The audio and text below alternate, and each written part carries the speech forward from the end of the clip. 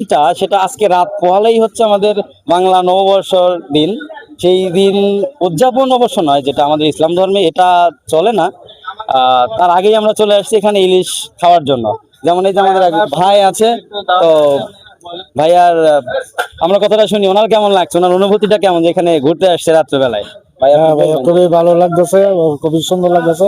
ইলিশ মাছ দেখতে বাজার চলে যেতেছে, খুবই ভালো লাগতেছে, ঘুরতে এলাম। আচ্ছা, এখানে সবাই ভালো লাগছে। এই যে আমরা যে ভাজির কাজ শেষ করলাম, এখানে ভাজির কাজ চলতেছে এখনো। এই যে ভাইয়া রান্না বান্না করতেছে, এটা অনেক দিনের অভিজ্ঞ লোকজন আহ সবগুলোই করতেছে। ভাইয়া এখানে কি করা হচ্ছে? ভর্তা বানানো হচ্ছে, ইলিশ মাছের ভর্তা হচ্ছে। ইলিশ মাছের লেজা দিয়া। ইলিশ মাছের লেজা দিয়ে এখানে ভর্তা তৈরি করা হচ্ছে। তো খুবই সুস্বাদু হবে ইনশাল্লাহ। তো আমরা আরো দেখানোর চেষ্টা করছি যে আমাদের এখানে বড় ভাইয়েরা আছে। এই যে আমাদের এক বড় ভাই, তো এখানে সবাই আছে। আমাদের এখানে টেবিলে খাওয়ার আয়োজন করা হচ্ছে অবশ্য।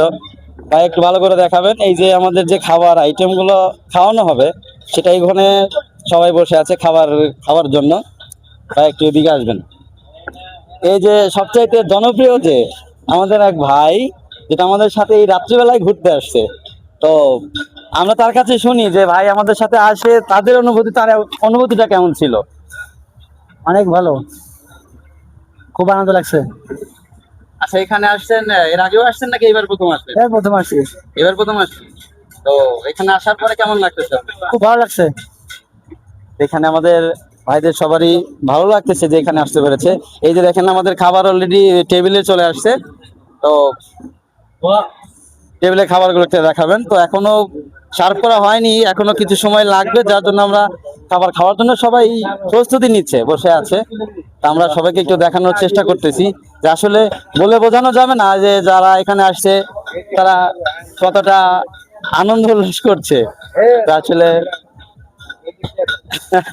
আমার এক বড় ভাই লজ্জা পাচ্ছে যে ভিডিওর সামনে না আসতে বা কথা না বলতে একটা সংকোচ বোধ অনুভব করছে আর কি। তো এই যে আমরা ঝিলমিল হোটেল অ্যান্ড রেস্টুরেন্টে আসছি, খাবারের পরিবেশন করতেছেন তারা, হয়তো বা আমরা আশা করছি যে এখানে অনেকটাই ভালো হবে। আর খুবই আনন্দে আছি যে আমরা ভালোভাবে আমাদের আনন্দটা উদযাপন করা হবে।